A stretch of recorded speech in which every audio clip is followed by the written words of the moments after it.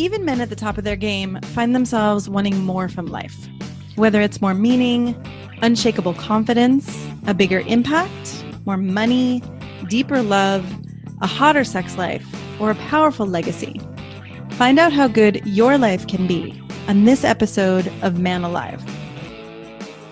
Also, as I've supported men in their love and work lives for 15 years now, many men ask for the right words to say to be more successful, attractive, and desirable. But I found it's not so simple as giving scripts or lines because every man is different. So giving words or scripts would be like giving a tall, thin man a shorter, wider man's pants, or vice versa. The words have to make sense for you and your personality, and there's so much happening beneath the surface that people are responding to. If you're interested in how to become a better lover and leader in your own unique way, go to shanajamescoaching.com/quiz, or you can text ALIVE to 44144. It only takes a couple minutes and you'll start to get an idea of how you can be both more respected and desired. After you fill it out, we can schedule a time to review your quiz and talk about your specific challenges and desires. So again, go to either shanajamescoaching.com/quiz or text ALIVE to 44144. That's ALIVE to 44144. Enjoy this episode of Man Alive.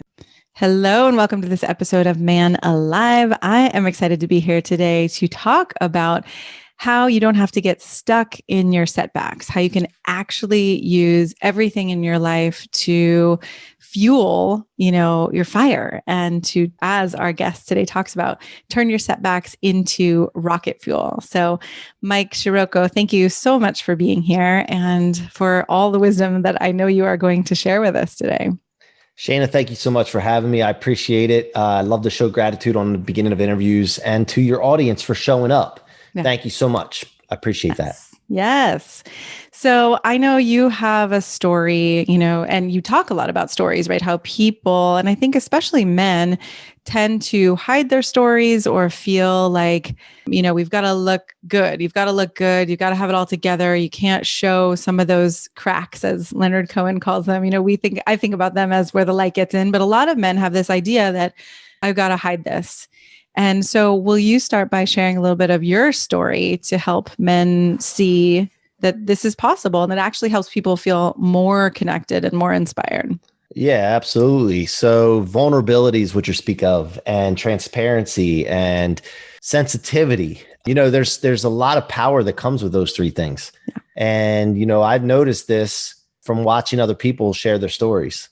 And, I came from a broken home, by the way. I don't remember my parents ever together.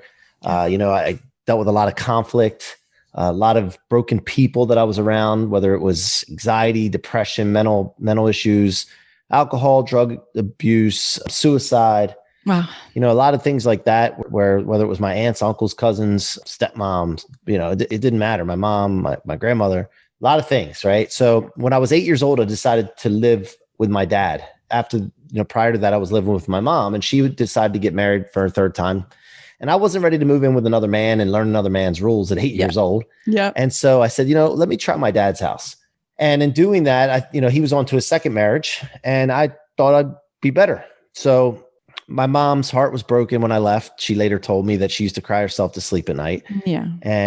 But I wanted to go on this journey to find out, if it was a better route, right? I mean, I can totally understand that as a mom, how my heart would be broken. And I can also understand that you had a clarity at that age already, right? Like, this is a path I need to try. I need to see what this road is. Yeah. And my mom, God bless her, I love her to death. We have a great relationship, but, I just, even at a young age, I'm like, the issues that you may be having, or the relationships, or whatever the case is, and her issues are her issues, I just didn't want to be an effect from it. Yeah.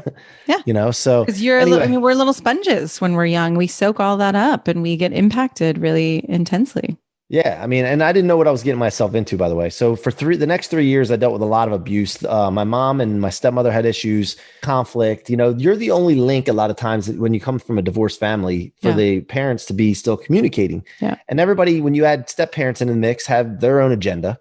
And so for 3 years, it was rough. And I dealt with a lot of abuse, a lot of threats. I used to sleep with my baseball bat at night when I was a kid, around 9 years old, wow, because of the things that I was hearing. And so at some point I decided that this is not normal. Like sometimes when you're getting an experience, you think it's normal because you experience it every single day. Right. Well, I realized it wasn't. And I shared the information with my mom, what was going on.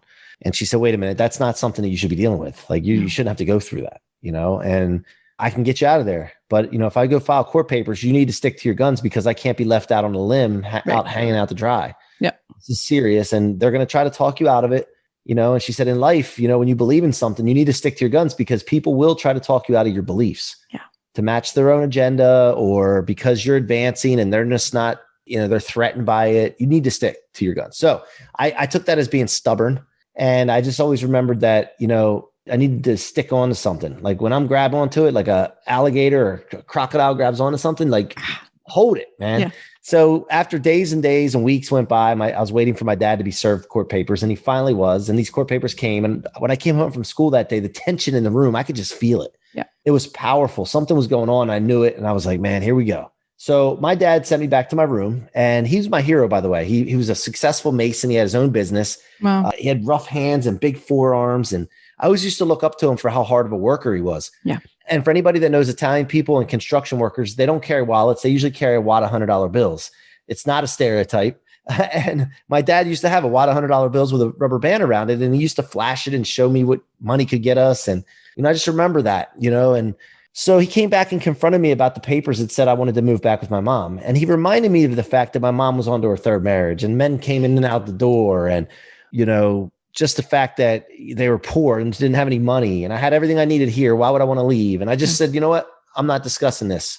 I'm sticking to my guns, And so he said, okay, if that's the case. And he takes the wad of $100 bills out that I always looked up to him for, crumpled one up, threw it at me and said, here, you're going to need this then when you're living on the streets with your mother one day. Ooh. And so, I was faced with challenges at a young age. Yeah. Thank God. I'm not complaining by any means. I'm happy that it happened now at this point. Yeah.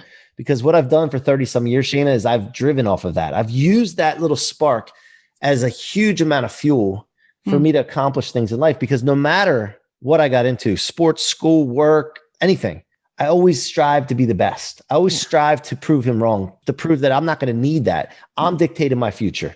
Yeah. And for some reason, subconsciously I was doing this, but for some reason, 2 years ago, I went through a dark time and struggling in a business venture. And I just was like, I had to figure out something. I do some self-analysis. And I look back on my life and I realized that no matter what was coming my way, my graph in all areas of my life kept going up. Yes. And of course, that's a good thing. You want your graph going up. Yeah. And I just was like trying to figure out what it was. And what I found was I was taking everything that came my way that would normally stop someone or slow them down. Yeah. And I was storing it in my tank instead of my trunk where most people keep it. Most people keep it in their trunk where it weighs them down. I was keeping it in my tank, converting it into rocket fuel to blast off through anything prior to a setback. And so it's so powerful when I found this out. I had to write a book about it because I had to bottle it and get the information out to people. And so you already mentioned this. This is rocket fuel. It was a bestseller the first day it came out. Congratulations. Thank you. And Grant Cardone, if you know Grant, he wrote the foreword for the book, which is a pretty awesome add to the book. Nice. Because a lot of the mentorship that I got from him is in this book and how I've implemented it. So, well, tell us a little bit about how do you turn it from, or, how do you shift from holding it in your trunk to holding it in your tank? Because that seems like a really important piece of this. Yeah. So first of all, this is a proactive law. I call it a law because it's just like John Maxwell's leadership laws. It's something you cannot argue with. If you implement it, it happens. Yeah. So first of all, proactive. I say proactive because when you're in the midst of an adversity, the closer in proximity you are to an adversity, the harder it is to see this law, the rocket fuel law, because at that point you have no hope or very little light at the end of the tunnel. You just have so much chaos, emotion, confusion. If you're in that moment right now and you're listening to this, the best thing for you to know is there is hope. There is light. Things get better. Nothing ever stays the same. Until you're plucked from this planet, you will get better. You'll get through it. Yes. I love that. That's a great reminder. But proactively understanding that whatever you want in life, you are absolutely unstoppable to going and getting it. And then approaching your life that way, which I base everything off of a word. It's a little bit better than stubborn, which means a similar thing, inexorable. Inexorable. Taking notes, you want to write that word down and look it up. Inexorable. It means unyielding and unstoppable. Mm-hmm. And if you approach your life this way, and it's on the right thing, because you don't want to be that way on the wrong thing. But if you're on the right thing, your ideal life, your core mission, and you realize that I am unstoppable. I am inexorable to living the life that I want to live. Mm-hmm. No one's going to stop me. No thing is going to stop me. And then from that point, once you make that commitment, everything moving forward, your thoughts, words, and actions have to go towards that. When anything comes at you that you think is against that, or it's to stop you or slow you down, it's really not. It's a lesson. It is a data. It's something that's telling you what direction to go into. So you take that information, you store it in your tank, and you use it as fuel, either for motivation, inspiration, data for training or learning, and encouragement. And so that's the way you do it. You just become aware of this. And then now, like anything that comes my way, I feel like that. If like, God forbid, if I were to get sick, God forbid, if I had a financial situation, I know that I'm going to be okay because I'm not quitting. Right. You know that you're going to be okay because you're not quitting, it sounds like. And you're also, your perspective has shifted such that there's something to learn, some way to grow, some way to serve through whatever experience you have, as opposed to, oh shit, this one might take me down. Well, the other thing, Shayna, is that I take responsibility. So this is huge. This is one of the biggest things I've learned from Grant is responsibility. When you take responsibility for things, it gives you control. Yeah. And to the degree you give up responsibility, you give up control. Mm-hmm. So if you don't want to be out of control, you don't want somebody else to have control over you, take responsibility. Everything is your responsibility. Everything is your fault. Everything that happens, you had something to do with. And it's very difficult at first to get this around our thick heads or into our thick heads. But it's a powerful framing, right? And especially taking responsibility without blaming or beating yourself up. Right. Taking responsibility in such a way where you realize, okay, the only way for me to impact my life and my situation is to take responsibility. Like I often have men fill out a worksheet around where they haven't been satisfied in their relationships and in their love lives. And then the next column is, what is my role in that? Because I say, right, the only way that you're going to actually be able to change anything is to take responsibility for how you created that dynamic. Yeah, let's talk about that. I mean, communication's a huge thing, right? Yeah. So a lot of times, I'm married 18 years yesterday. Congratulations. And I know I don't look old enough, but but I have a great relationship with my wife. It's gotten better as it's gone on. Of course, we have times where we need to work on things, but communication, responsibility and communication have been such a huge thing. If I'm not being satisfied by my wife, I don't make her feel belittled. I don't not say anything and just go about my business and try to get it elsewhere. I have a conversation with her. Yes. Say, hey, I love that. It feels like the middle ground, right? You're not collapsing into, attacking her or complaining. You're not going elsewhere and getting it and kind of posturing and just being like, fuck this. There's a middle way where you're actually communicating honestly. Well, it's not just the middle way. It's the only way. It's the real way. It's the way that works. Yes. And the bottom line is I don't go to her and say, hey, you're not doing this or you're doing this. And that. It's, hey, can we talk for a second? Because I want to share something with you. And this is what I need. Yeah. And this would make me feel good. This would make me happy. And I would love to hear like ways that I can help make this happen. Again, taking responsibility. Yeah. And then, your wife might tell you that, hey, listen, you need to take more time for me, or you need to pay more time emotionally to me. Or sometimes I tell you something and I don't want you to fix it, but you try to fix it and you're not listening. And I just want you to listen. Or she may say numerous things, but you will not get any of that until you get some kind of communication lines open. Yes. Right. And the other thing is a lot of times you get in marriage and it's a long time and things start to get mundane if you let it. Mm-hmm. And reality becomes an issue. Yes. Like you're not real to each other. It's just roommates, or you just go by and just walk past each other or go through the routines. Yep. And so really important that you start with communication, and then that makes things more alive and real. And then from there, you'll notice that the love and affection and all that starts to rise. Exactly. Right. It really rises and it flows through that honesty, through that communication. I was just thinking back to when we first started and you said, what was it? Vulnerability, sensitivity. There was one more. Transparency.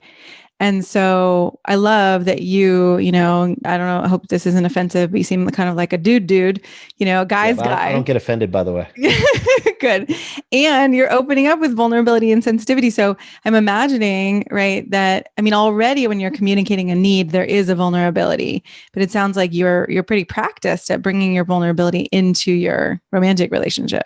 Yeah. You got to share what you like. how the hell is anybody supposed to know what you enjoy or like? Like you got to share this stuff. And some people are like embarrassed by that. Like then you'll never get it. Yeah. And, or you'll go and search it out somewhere else because, pleasure is something that a person needs. Yes. And it brings happiness, it brings joy, it brings things, but it depends on where you're going to get it. And if you don't share that with your spouse, then you will search somewhere else. It'll ruin the relationship. It ruins things for the kids. I mean, it's just not good. So, and are you talking specifically about sex, or it could be, it could sex, be, affection, sex, it could be just affection. It could just be communication. It could be all of that. Like, look, a lot of relationships have issues because there's not an emotional tie to it. It's not even have to do with sex. No. And then most of it, right? Most of it starts with that emotional connection, and then the sex actually just happens naturally when that's there. Right. And then it could be just, then fellas, if you don't take care of it, then somebody else will. You got to know that. I mean, it's the same thing in business too, Shayna. Like if you don't take care of your employees, pay your employees attention, show that you care about them. Same fundamentals. Same thing. I know. I remember you talking about culture, like the foundation of a business culture and how important that is. And that gratitude is one of the foundations that you bring into your business. Yep. Absolutely. How does that look when you have a team? Well, so what we do every Monday, and we did it today because we were off yesterday, but every day at 12 o'clock noon, we have a meeting, the whole group, and then we'll go down through the whole group one at a time, and they tell somebody in the group that they're thankful for something from the week before. Nice. Somebody went above and beyond or whatever the case is to show appreciation for it, and it's genuine. Yeah. And when people call your name, it feels good. And so we each strive each week to make sure our name's called the next week. Awesome. And if your name's not called, you shouldn't feel bad about people forgetting about you or not being appreciative of you. You should do more to get attention in a good way. Interesting. So yeah, we practice that. We've been doing that for years, and it's made all the difference in the world. Animosity has gone away between our different departments.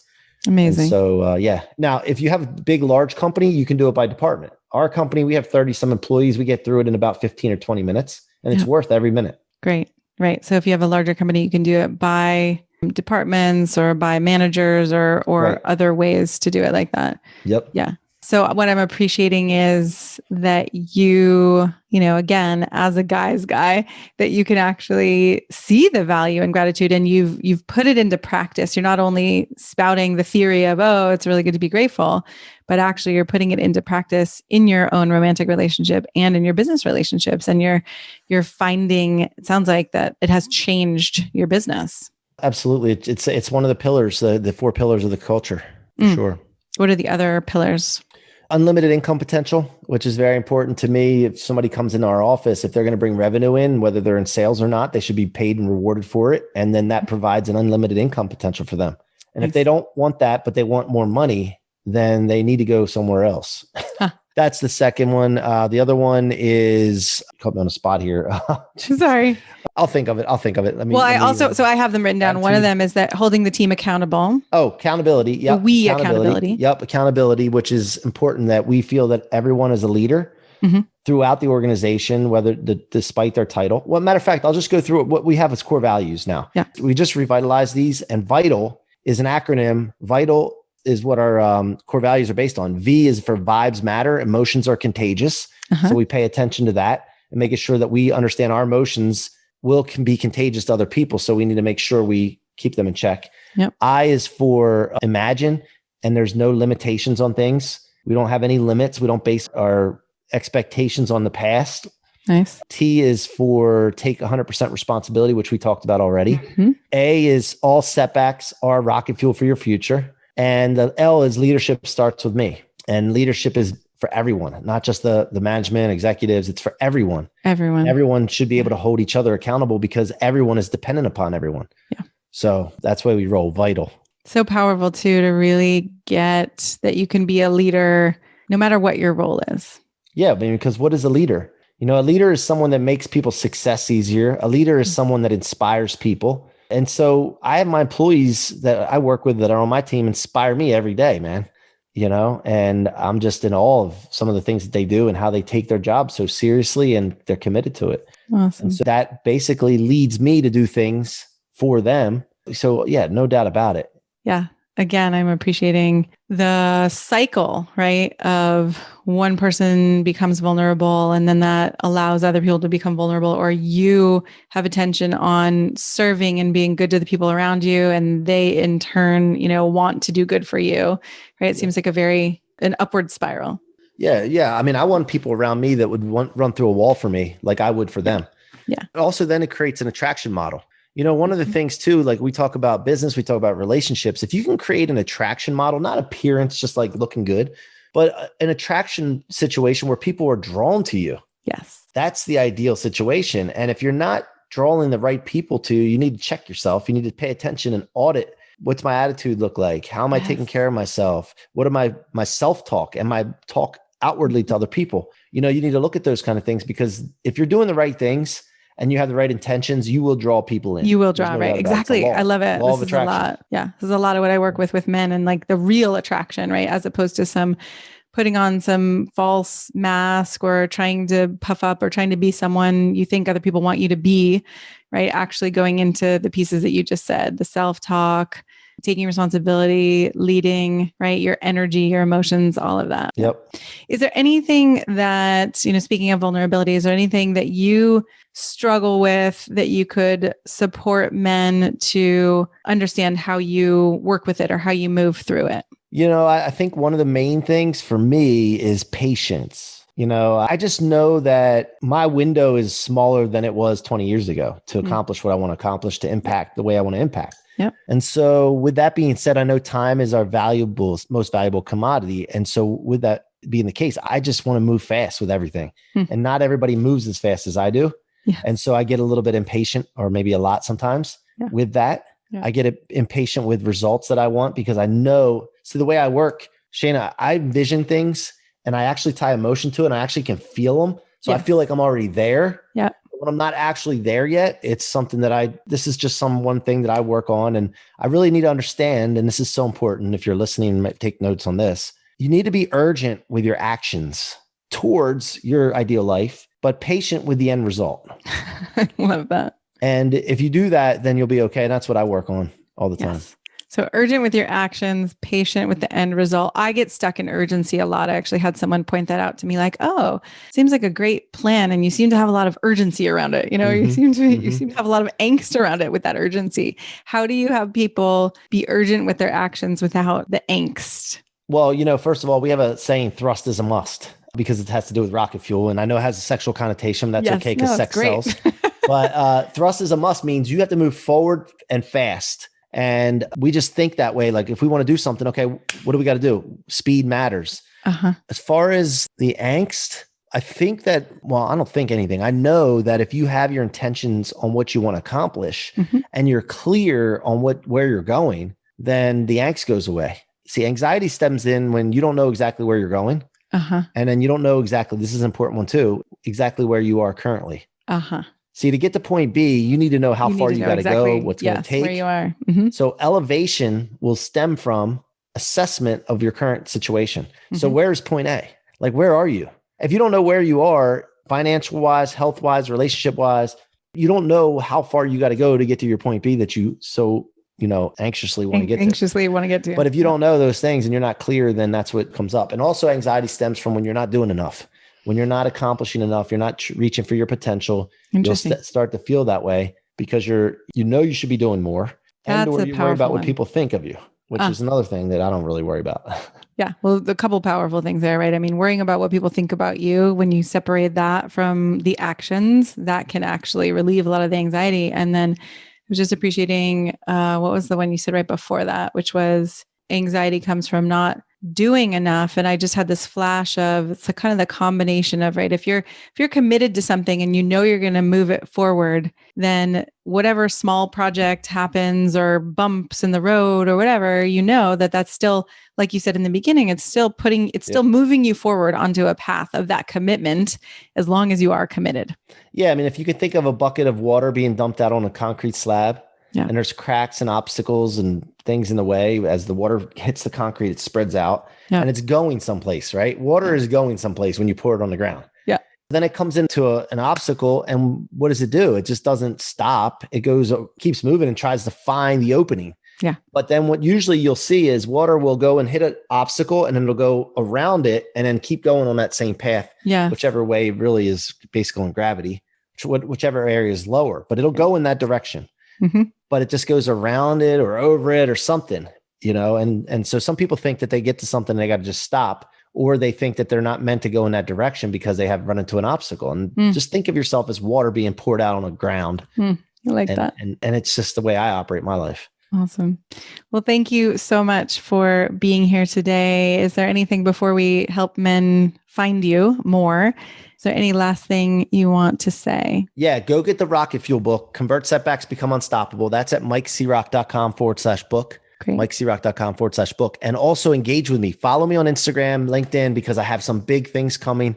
A new tech product called Blueprinted. That's BLOO printed. That's coming out. That's going to help anyone that wants to accomplish something. Just gives them the step-by-step process to it in any vertical that you can imagine. We're going to build this thing out so it has whatever you want to accomplish, whatever you want to build, you can have it by following the steps of someone that's already done it. Awesome. Sounds great. Thank you so much for being here today. Thank you, Shana. Appreciate you having me. I'm so glad you joined us for today's episode of Man Alive. I hope you enjoyed our conversation and it gave you something to consider and explore in your life. If you like what you heard, I'd be so grateful for you to subscribe and write a quick review that helps men like you find us. And again, head over to shanajamescoaching.com/quiz or text the word ALIVE, ALIVE, to 44144 to get a sense of how you can become a better lover and leader. You'll start to see how you can be both more respected and desired in your unique and genuine way. If you don't feel as confident or as excited about life or love as you'd like to be, this quiz is a really great starting point and will guide you toward a more passionate love life and a more inspiring and successful career. So again, text ALIVE, ALIVE, to 44144 or head over to shanajamescoaching.com/quiz. Join us each week for a new episode of Man Alive.